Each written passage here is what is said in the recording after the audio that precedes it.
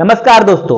EVM hack का फिर से दोबारा मामला आ गया है और आज आप लोग समाचार अगर देखे होंगे तो आपने देखा होगा कि आजकल फिर से यानी आज का दिन जो है ईवीएम फिर से चर्चा में आ गया है और ये आ गया है यूएस के इलेक्शन को लेकर जब एलन मस्क ने ट्वीट किया था। अब आप लोग के दिमाग में आ रहा होगा कि एलन मस्क का कौन है। तो दोस्तों मैं आपको बता दूं कि जो आप लोग ट्विटर देखते हैं, ट्विटर पर बहुत सारे लोग जो है आप देखते होंगे नेता, कई सारे लीडर्स, नरेंद्र मोदी, राहुल गांधी, मतलब टॉप सेलिब्रिटी जो है वो सभी ट्विटर इस्तेमाल करते हैं, जिसका भी नाम चेंज कर दिया गया है, एक्स हो गया। तो एक्स के वो मालिक है एलन मस्क और इसके अलावा वो दुनिया भर में बहुत ज्यादा वो एक बिलियनियर है। बिलियनियर मतलब समझ सकते हो बहुत ज्यादा, मतलब इस समय के जो है सबसे टॉप पर जो है वो अमीर आदमी है पूरे दुनिया के। और उनकी बहुत सारी जो है बताने की जरूरत नहीं है, बहुत सारी कंपनियों के मालिक है। तो अभी फिलहाल उन्होंने एक्स को खरीद लिया था और उन्होंने एक्स पर पोस्ट किया था यूएस चुनाव को लेकर, अमेरिका में जो चुनाव हो रहे हैं उसको लेकर कि ईवीएम को हटाना चाहिए।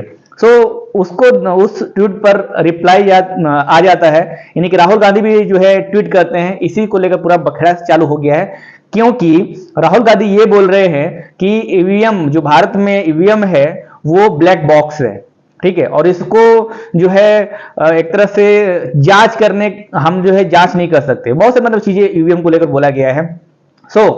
बात यह है कि 4 जून को कांग्रेस पार्टी का जो है जश्न हुआ था। आप लोग को पता है कांग्रेस पार्टी ऐसा जीत गई है पूरा लोकसभा चुनाव, ऐसा वो जश्न कर रही थी, आप लोग को पता ही है।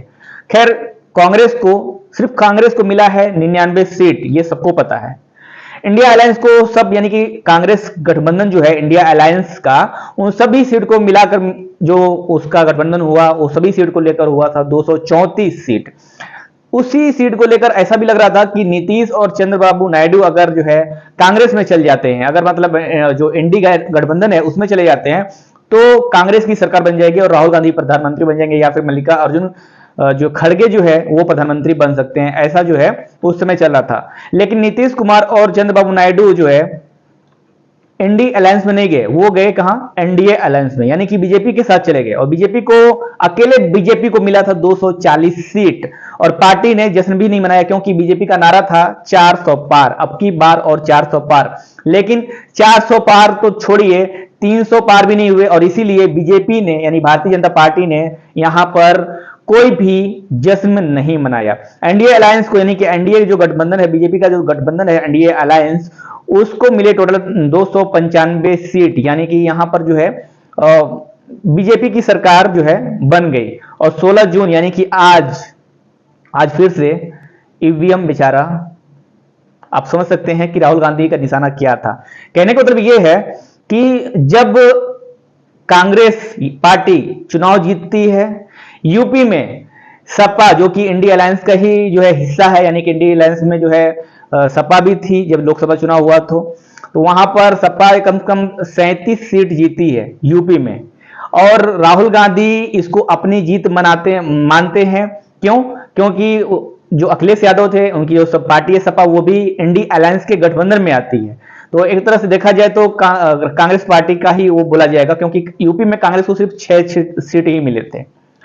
तो कांग्रेस पार्टी के मुखिया एक तरह से जो राहुल गांधी हैं वो तो काफी जश्न मनाए और ऐसा लगा रहे थे कि भाई यूपी के लोगों ने कमाल कर दिया। खैर जो भी किया यूपी के लोगों ने वो अलग बात है।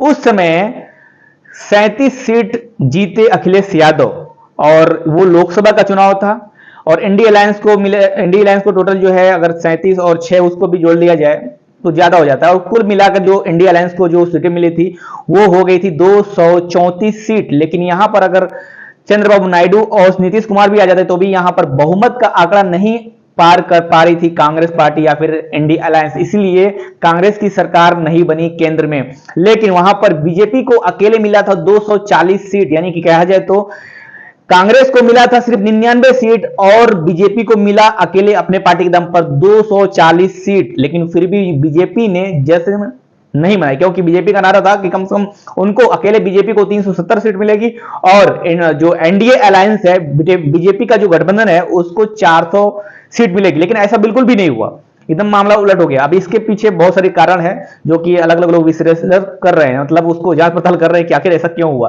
खैर इसका कई सारे लोगों ने बोला है कि चुनाव का प्रोसेस बहुत लंबा हुआ, बहुत ज्यादा समय तक चुनाव पड़ा। कई लोग बोल रहे हैं कि वोट का परसेंटेज गिरा है, इसके कारण ये सब हुआ। वो अलग बात है।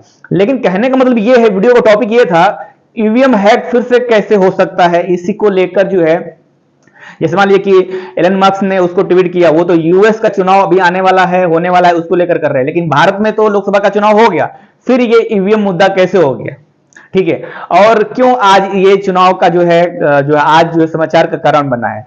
हालांकि जब कांग्रेस पार्टी चुनाव जीतती है तो ईवीएम ठीक रहता है, वो अच्छा रहता है, एकदम बढ़िया रहता है।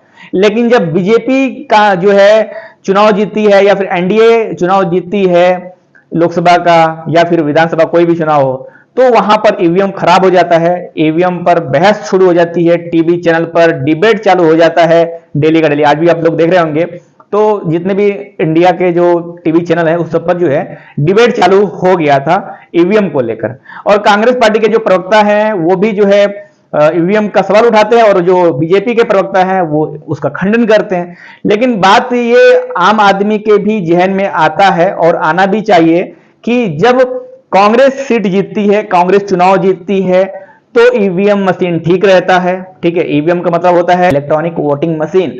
तो कहने का मतलब ये है कि अब देखिए कर्नाटक अभी चर्चा में है, क्योंकि जब ये लोकसभा चुनाव पूरा हो गया, आज है 16 जून, और आज जो है कर्नाटक में जो तेल का भाव है वो बढ़ गया है। वैसे कांग्रेस जो है कर्नाटक में ही नहीं, जहां जहां कांग्रेस का जो है सत्ता है या फिर जहां पर सरकार है, वहां पर जो है पेट्रोल डीजल के दाम जो है बढ़ गए, आप लोग न्यूज देखे ही होंगे। लेकिन यहां पर बात ये हो रही है कि कांग्रेस जब सीट जीत रही है या फिर जो है जब वो चुनाव जीत रहे हैं, तो उस समय ईवीएम सब ठीक है।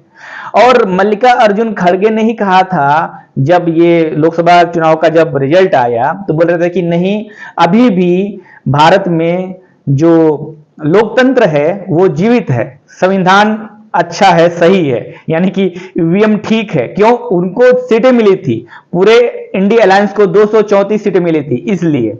और मुकाबला इस बार बराबरी का था, क्योंकि अकेले बीजेपी को 240 सीट मिली, इंडिया अलायंस को जो है 234 सीट मिली, यानी इंडिया अलायंस को लेकर 234 सीट मिल रही है, लेकिन अकेले बीजेपी जो है वो 240 सीट तक ही गई। उसके बाद से एनडीए पूरा जो है 295 तक जो है गया, और उसके बाद से मोदी जी का सरकार बना केंद्र में। लेकिन यहां पर मोदी जी उस तरीके से काम नहीं कर पाएंगे जिस तरह से पहले करते थे, क्योंकि यहां पर अकेले बीजेपी को बहुमत नहीं मिला है, बहुमत होता है 272 और बीजेपी को मिला सिर्फ 240। इसलिए इस बार गठबंधन की सरकार है वाकई में जो केंद्र में है, भले नरेंद्र मोदी प्रधानमंत्री हैं भारत के तीसरी बार भी। क्यों? नीतीश कुमार और चंद्रबाबू नायडू अगर समर्थन ना दें तो यहां पर बीजेपी की सरकार लड़खड़ा जाएगी, यानी कि एनडीए में सीट कम हो जाएगा और एनडीए की सरकार भी नहीं बनेगी। खैर वो बात अलग है। मुद्दा यह है कि जब कांग्रेस चुनाव जीतती है तो ईवीएम ठीक रहता है, ईवीएम अच्छा रहता है, और जब बीजेपी चुनाव जीतती है तो ईवीएम खराब कैसे हो जाता है, या फिर ईवीएम हैक कैसे हो जाता है, ये मेरा सवाल है जितने भी कांग्रेस पार्टी को सपोर्ट करने वाले हैं, और इवन कांग्रेस पार्टी के जो मुखिया हैं उन सब से, और सभी से, जो भी इसके जवाब दे दे।